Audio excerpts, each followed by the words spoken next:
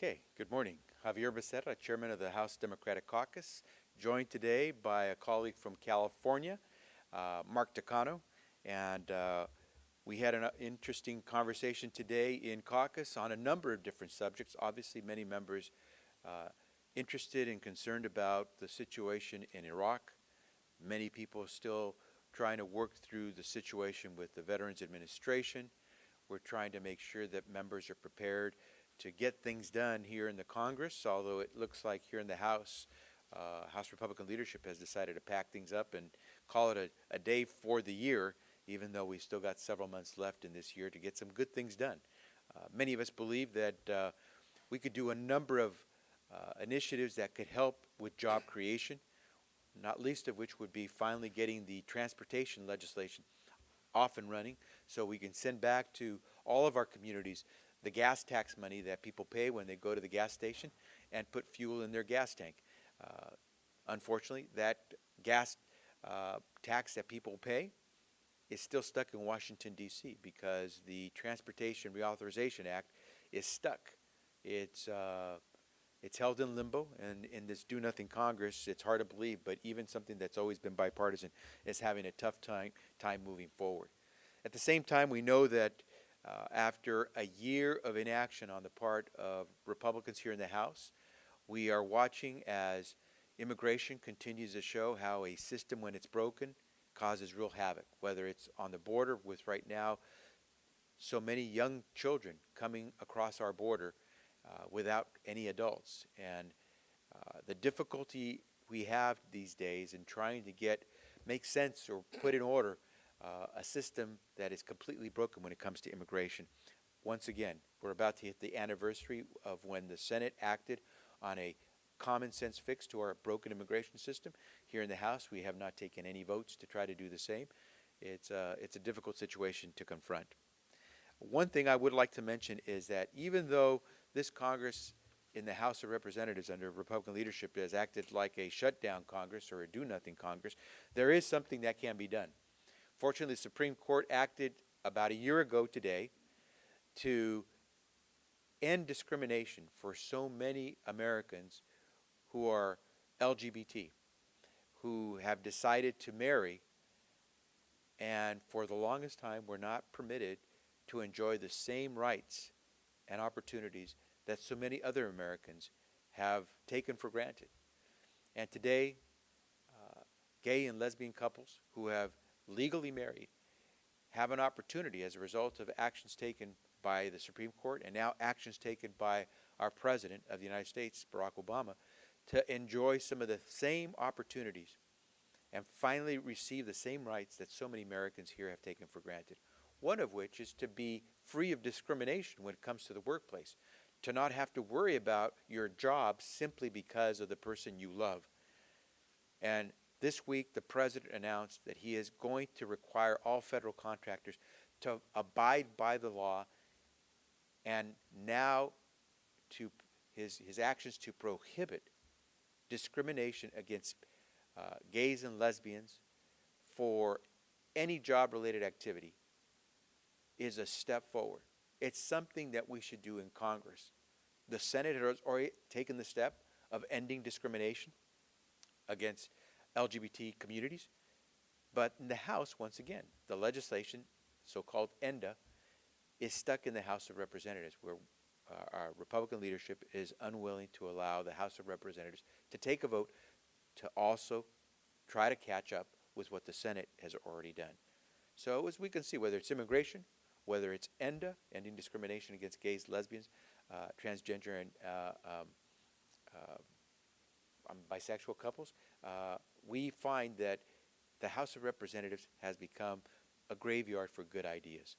And we believe it's time to act. One of the areas where we're pleased that the administration has taken action with regard to ending discrimination against LGBTs is in the area of Social Security. Because while many of us take for granted that as we grow older after paying into Social Security, we can now rely on Social Security to be there for our survivors should we happen to die, or should we happen to retire, for our spouses as well. If you were a gay or lesbian couple, you could not depend on Social Security to be there for you for your family, even though you paid into the system for decades. Well, as a result of a Supreme Court decision, the Winthrop decision of about a year ago, now gay and lesbian couples are also able to have the benefits of all their work and payments into Social Security benefit the family. And so we want all families in America to understand there should be no discrimination against you, whether you married in New York or California or any other state when it comes to your Social Security benefits. And we want you to know that we will do everything possible to try to put into practice what the Winthrop decision has finally given this country a chance to see, and that is that every couple in America should have an opportunity to be afforded all the rights and privileges guaranteed to any other American. And so we're going to push very hard, and I'm pleased that Mr. Takano is here with me because he is one of those individuals that will help push this.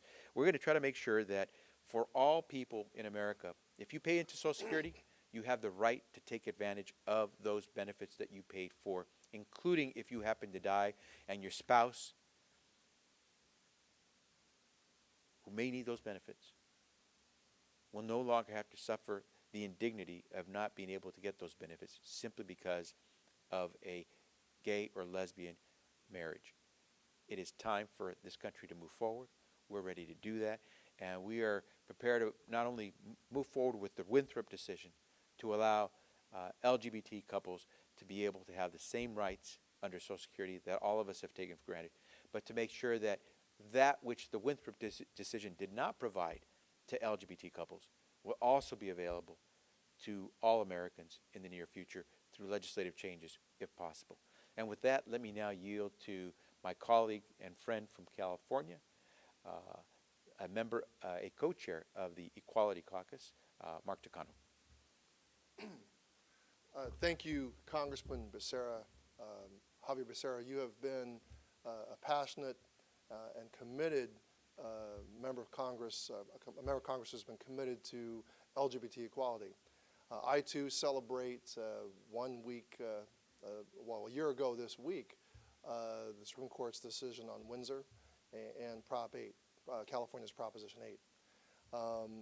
By striking down Section 3 of DOMA, the Supreme Court made available in the states, in New York State, and by upholding the judge's decision, federal judge's decision in California on Prop 8, overturning Prop 8, same-sex marriages were made legal in California. And since then, more and more, it appears as if more and more states will be legalizing same-sex marriages. I also want to celebrate the fact that our president, President Obama, more than any other president, has forwarded LGBT equality, and his announcement that he is issuing an executive order with regard to federal contractors and employment non-discrimination is a huge, huge step forward.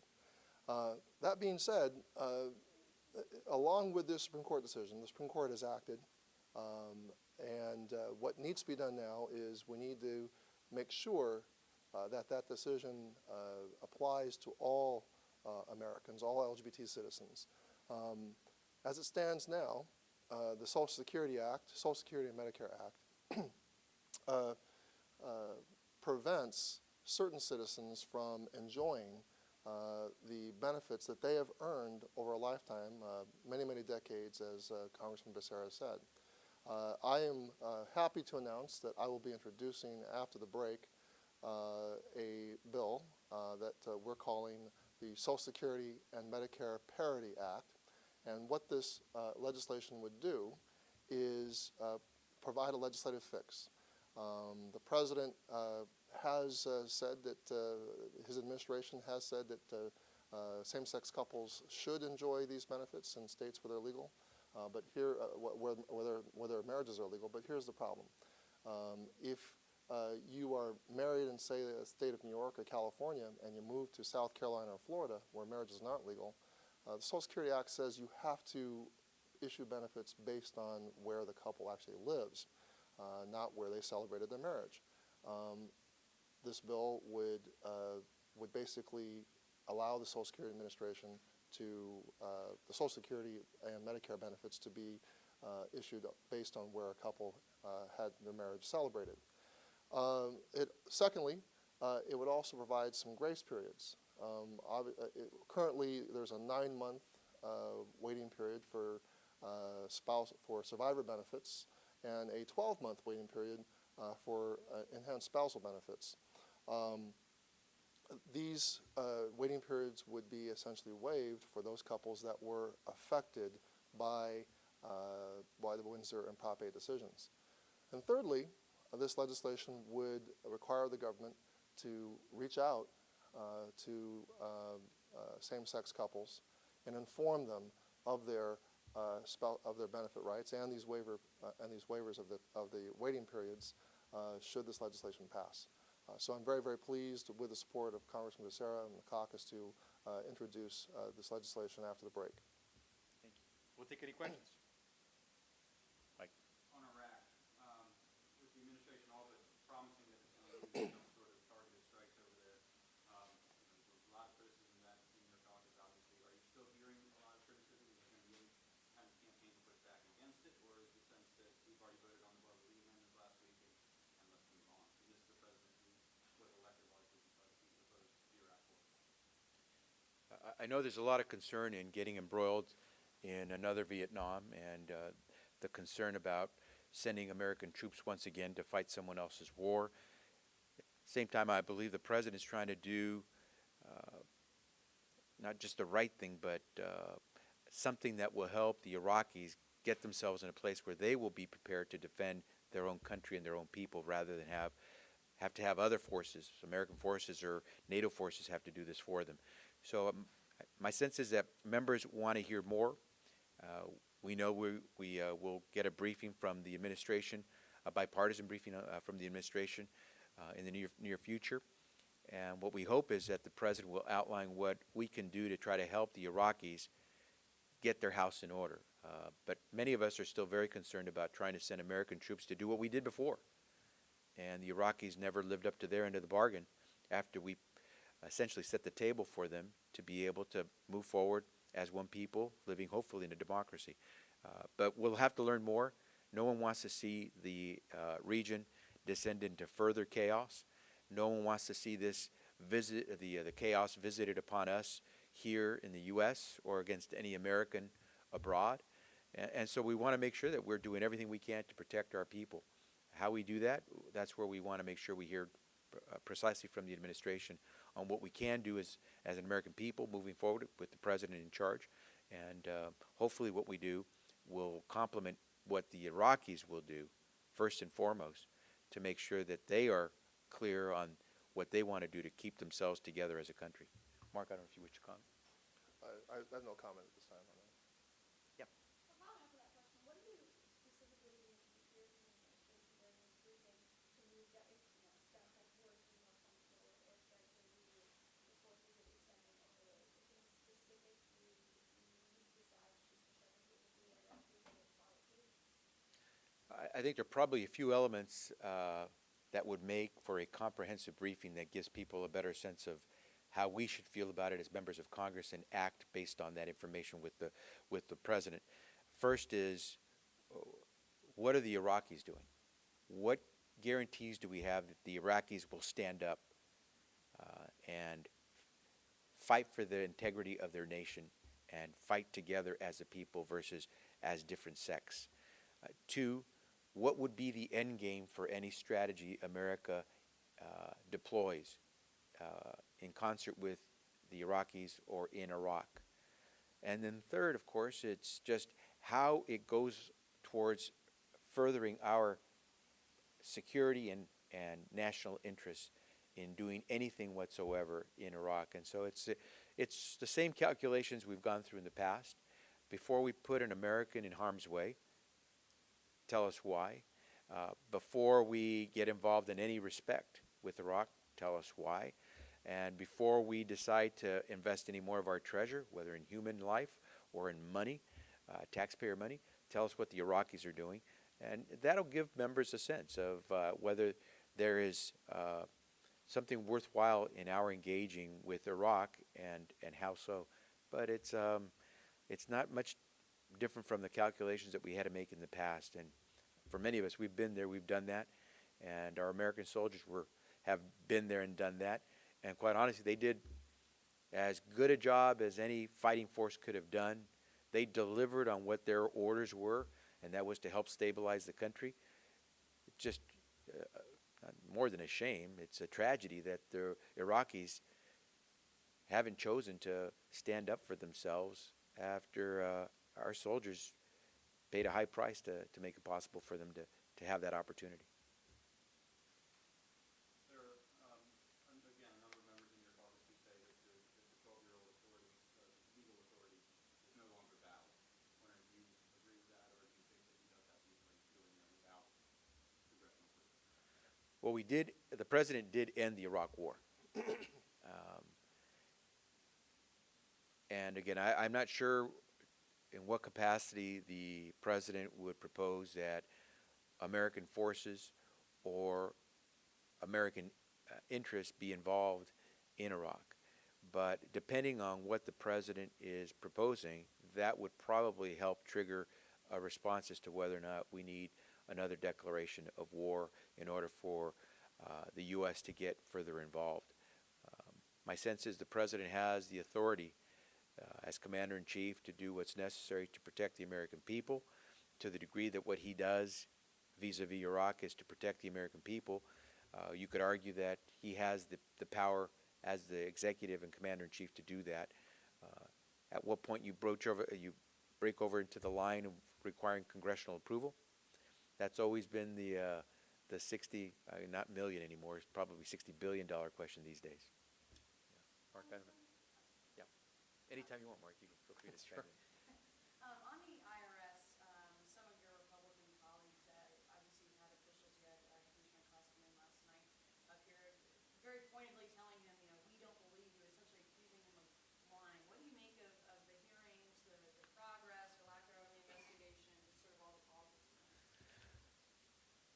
It's more than curious, it's bordering on chilling to watch as oversight hearings and congressional hearings, where we're supposed to take in evidence and information to guide us in making decisions, is turning more into an inquisition where it's not an issue of gathering the evidence or the facts. Members of Congress have made up their mind before they've even heard all the testimony, received all the information. For any member of Congress to tell a witness who has been sworn under oath, to tell that witness, I don't believe you, well, you have a right to tell them that, but you also have an obligation as a member of Congress to listen. And we have an obligation as representatives of the people to try to bring in the facts, because 320 million Americans don't have the time or the opportunity to come to Washington, D.C. to be present for these hearings and to ask all these questions. If you come into these hearings as a member of Congress with your mind closed, then you're doing a disservice to the American people. The American people want the facts. And let the chips fall where they may once the facts are in. If something at the IRS was done that was wrong, then people should be punished. But you should not conduct witch hunts or try people before the evidence is in, and certainly not walk into a hearing saying, I'm not going to believe anything you're going to say before you say it. As I said, it's more than curious. It's chilling. If we're going to do our constitutional obligation and responsibility of doing oversight over the operations of our government, then we should do it the right way, not the McCarthy way. And it's unfortunate because so far there is no evidence of corruption or involvement of the president or the White House. And I know my Republican colleagues are trying to pin this on the president in some fashion. The evidence does not take you there, and we should at least be willing to wait to pass judgment until all the evidence is in, and then let's decide where the evidence takes us. But so far, this evidence takes us nowhere near where the Republicans would like us to believe, to some kind of corruption or in political efforts on the part of anyone, including, of course, the President of the United States. Any final questions? Okay, thanks very much.